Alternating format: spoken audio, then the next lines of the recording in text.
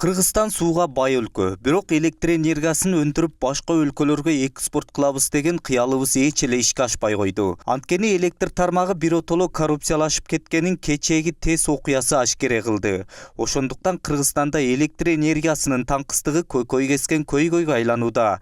Бишкектеги Түндүк электро жана Чыгыш электро ачык акционердик коому Бишкек шаарында, Чүй, Ош, Ысык көл областарында электр энергиясы үзгүлтүккө учурайт деген маалымат таратты. Бул тууралуу 24 KG сайты жазып чыкты. Түндүк электро ачык акционердик коомунун өкүлдөрү электр энергиясынын үзгүлтүккө учурашын жыл сайын жүргүзүлүүчү оңдоп түзөө иштери менен түшүндүрүштү. Анткени менен эксперттер, энергетиктер маселенин чындыгын жашырып жатат. Себеби ушул жылдын жай айларында Өзбекстанга электр энергиясын сатуу келишимине кол коюлган. Бирок бул келишим кыргыз элинин кызыкчылыгына каршы келет деп билдирди энергетика тармагы боюнча эксперт Расул Умбеталиев.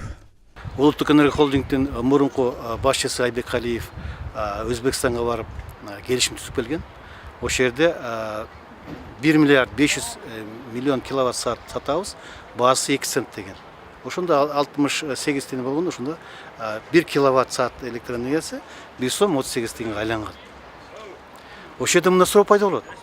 Эмне үчүн экспортко 1 сом 38 тиын сатып, өзүбүздүн жарандарга 2 сом 16 тиын 2 сом 54 тиын сатабыз.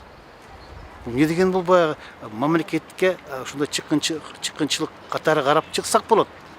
Эмнеден эч качан экспортко кандай буюм болбосун, бул жерде электр энергия болот, эч качан өзүнүн элге сатканына эч качан арзан болбош керек.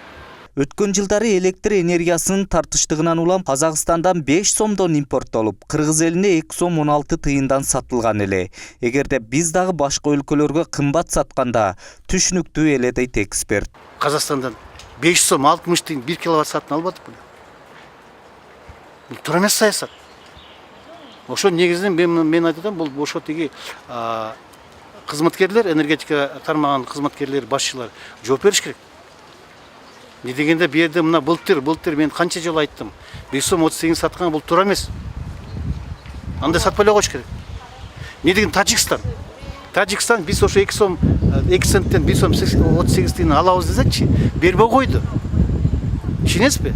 Муналар тиги берсе болмок. Муналар бербей койду. Айтты, биздин мамлекеттик кызыкчылыгына бизге зыян келтирет деп бербей койду. Сатпай койду бизгечи. А эмне үчүн биз 1 сом 38 тиын сатабыз биз? Бул туура эмес, бул тышкы саясат, анан кийин экономик саясат. Эгерде электр энергиясы өчүрүлсө, өлкөнүн экономикасына чоң зыянын тийгизет. Кыргызстандагы майда ишканалардын иши токтоп, дүкөндөрдө муздаткычтар иштебесе, тигүү секторунда машиналар иштебейт.